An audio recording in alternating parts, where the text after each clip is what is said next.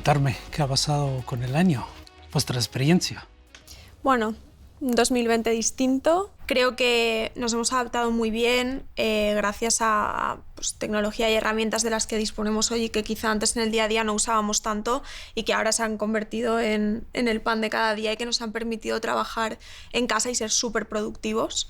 Y bueno, pues el punto 2 del año está siendo diseñar o poder estimar o prever qué va a ocurrir en los próximos meses y tomar decisiones muy ágiles, muy rápidas, adaptarse a todo y estar listos para hacerlo mejor cuando vuelva a haber estabilidad.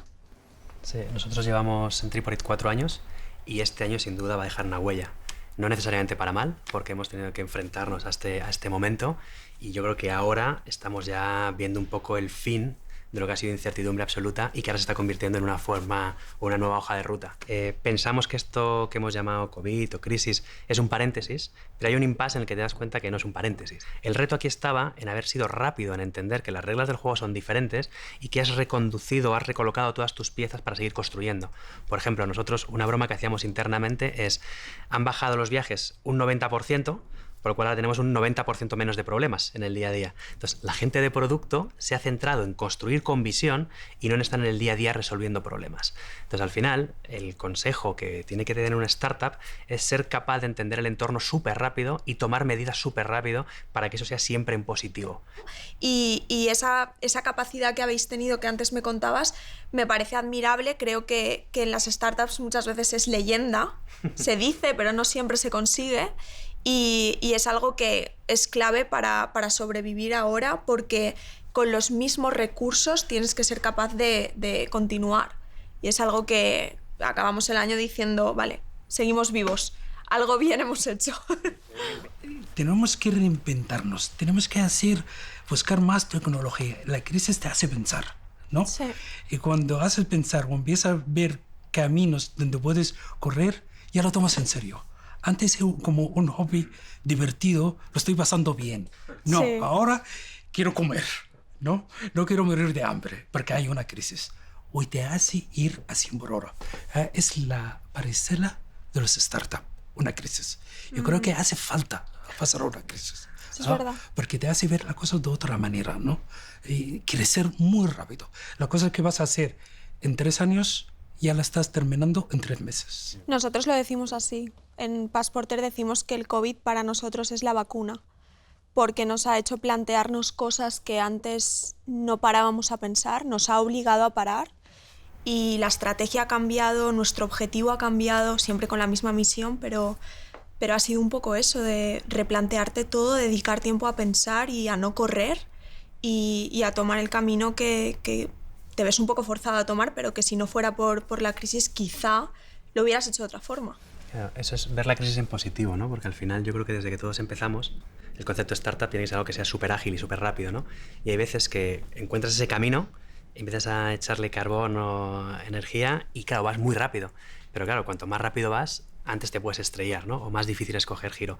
Entonces, el COVID, por verle una parte positiva, es que todos hemos tenido que parar, respirar, mirar dentro, mirar fuera y decir, bueno, vamos a tomar las decisiones adecuadas ahora. Entonces, para mí, más allá de que la crisis es buena, es que toda startup tiene que tener un momento de reflexión y de parón, ¿no? Entonces, está bien que vayamos a toda velocidad en todo momento, pero que tengas un momento en el que analices lo que estás haciendo y ahora con el COVID nos han obligado a hacerlo, por lo cual los que no hemos parado nunca, por fin hemos parado a pensar, ¿no? Y yo creo que es la cosa más difícil que hay. Mantener la ilusión, que sales de tu casa, te olvidas de la hora, te olvidas del día de la semana, porque estás creando algo.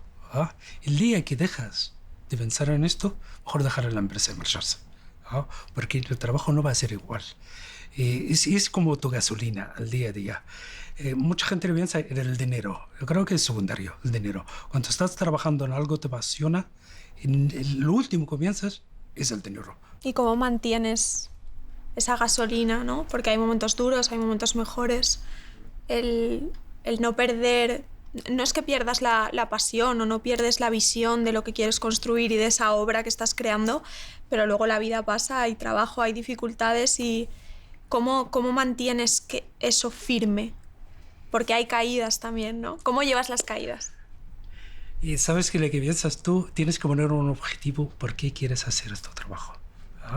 Si un día pierdes este objetivo, en que sea dinero, el normal, o además está bien que ganes mucho dinero. Yo quiero hacer este trabajo para en el futuro ganar mucho dinero.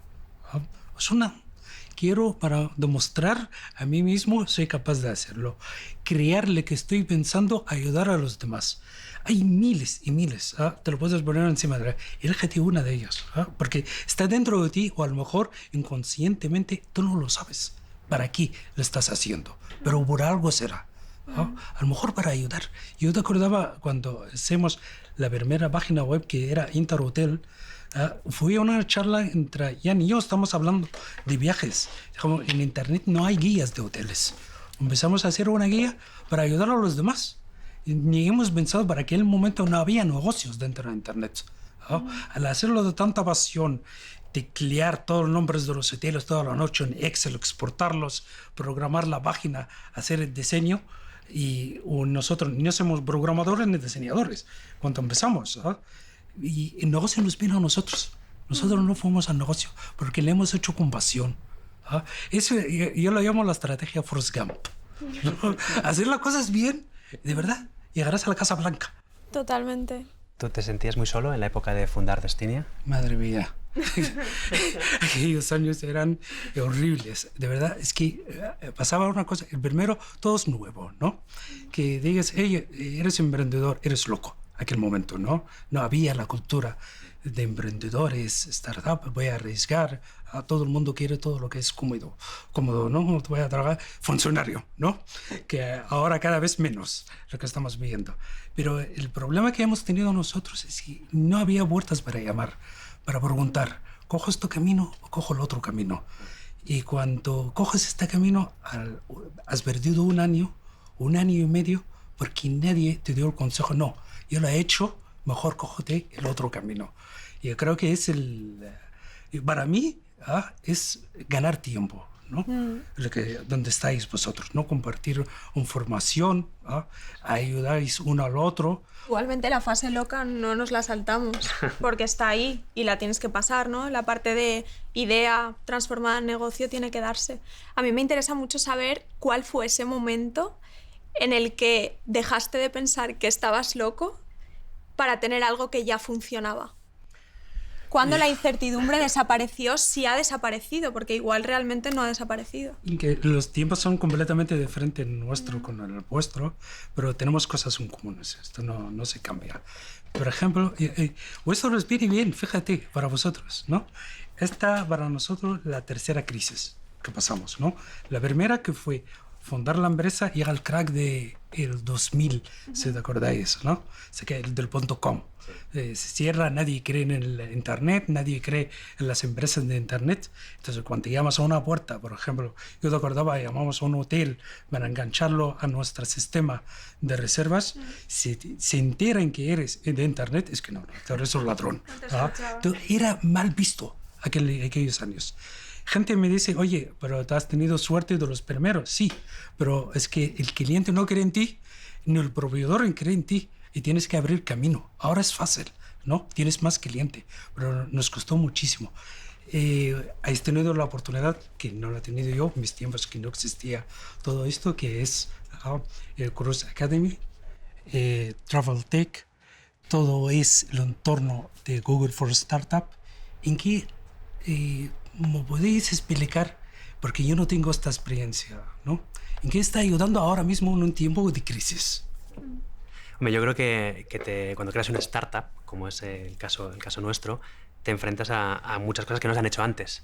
Entonces, la comunidad de Google lo que te está ayudando es a validar ciertos momentos, a encontrar al propio CEO cuando tiene una debilidad, cómo reforzarlo. Y luego, la ventaja de Google es que tiene una visión muy global. Entonces, nosotros, quizá en los últimos años, hemos sido muy, muy operativa nacional y nos han abierto la mente en lo que es pensar a nivel global y que tu solución, tu empresa, sea capaz de dar servicio a nivel global. Entonces, hay una apertura de miras brutal en un programa como es el de Google. Entonces, para mí hay dos cosas. Una es... el networking o la comunidad que se genera, ¿no? Que tú dices antes, pues yo lo hice solo, ¿no? O nadie me entendía, o lo hice por mi cuenta. El hecho de conocer fundadores, de hablar de errores, de disponer de la información que Google nos ofrece para tomar decisiones, para ser más rápidos, más ágiles. Para mí ese es un punto muy fuerte. Y el segundo punto, lo que decías tú, Sergio, de somos equipos muy pequeños haciendo muchas cosas, de las cuales muchas ni siquiera sabemos. Entonces, respaldarnos en Google nos da garantía y aunque no la hay realmente, te ayuda a tomar decisiones más a corto plazo, más estratégicas, más rápidas, y ahí te sientes un poco más estable. Esa ha sido un poco nuestra sensación y la experiencia ahí. Y ahora estamos estuve leyendo esta mañana en informe de Expedia, ¿no? Y dice que en el sector de turismo ahora mismo va a crecer el 57%, ¿no? Va a haber una migración de toda la gente que tiene miedo de lo online y va a la agencia de viaje tradicional a hacer una reserva. Tenemos esta inmigración, ¿no? Hacia nosotros. Es un punto optimista, ¿no? Y nos da esperanzas. La verdad me hizo feliz a la mañana. Y esto lo podéis ver, le estáis sintiendo ahora que hay más búsquedas, la gente más curiosos, otras búsquedas desde fuera de otros países hasta vuestra plataforma. En mi caso, nosotros hemos sido mobile 100% hasta ahora, aunque estamos abriéndonos a desktop, y vamos a un target joven, entre 18 y 24, y lo que dices es completamente real, en nuestro caso lo estamos viendo, y es que ahora mismo usan la aplicación gente de entre 40 y 50 años, que antes ni se planteaba gestionar la planificación de un viaje en una aplicación móvil. Creo que como startup tienes que ser muy líquido, o sea, tienes que saber cuándo debes entrar en el proceso tradicional, que muchas veces es analógico, hasta que te lo llevas a tu terreno y el cliente entiende que estás aportando valor digitalizando, pero muchas veces la forma de entrar sigue siendo tradicional o sigue siendo más conservadora. Tú ves que tienes la barrita mágica que es la tecnología.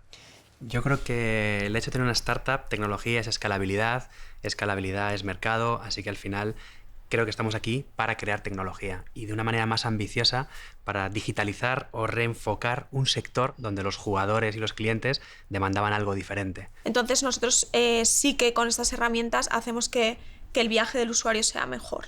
Nosotros en nuestro caso estamos usando Google Vision. Es una herramienta brutal para analizar todas las fotos que entran en la comunidad por parte de viajeros y en base a las características de la foto vamos a enseñarte más de ese contenido.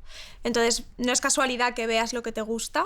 Usamos la inteligencia artificial para ello y ayudamos a que decidas tu próximo destino y qué vas a hacer.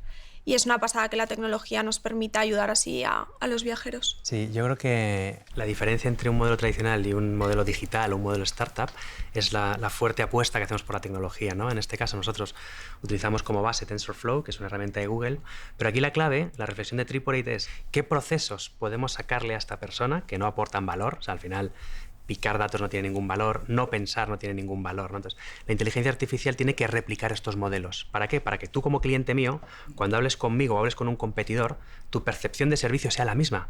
Pero yo, en cambio, estoy dejando a la persona que aporte valor donde tiene que aportarlo. Entonces, le podemos descargar casi de un 90-95% de trabajo diario. Entonces, ¿qué estamos consiguiendo? Ser 10 veces, 15 veces más eficiente que un modelo tradicional. Yo creo que esta crisis que estamos pasando ahora mismo necesita reflexionar muchísimo, sea interno o hacia externo, y qué tenemos que hacer el día después. Si tenéis las cosas claras, yo creo que, porque a partir, yo creo ya, mediados del año que viene, todos salimos a la barrera de salida por iguales, seas grande o pequeño, ¿no? Pero nosotros jugamos con ventaja. Sergio, ¿cómo ves el año que viene? Entonces yo veo una recuperación muy gradual, pero veo cambios en el viajero. Veo que hay cosas que ya son cultura. La videollamada es cultura, el teletrabajo es cultura y el viaje se ha reenfocado. Así que nosotros no podemos seguir ofreciendo el formato de viaje como lo ofrecíamos antes, sino tenemos que adaptarnos a estas nuevas reglas del juego. Nosotros en 2021, como dice Sergio, seguimos persiguiendo digitalizar. En nuestro caso va a ser planear un viaje.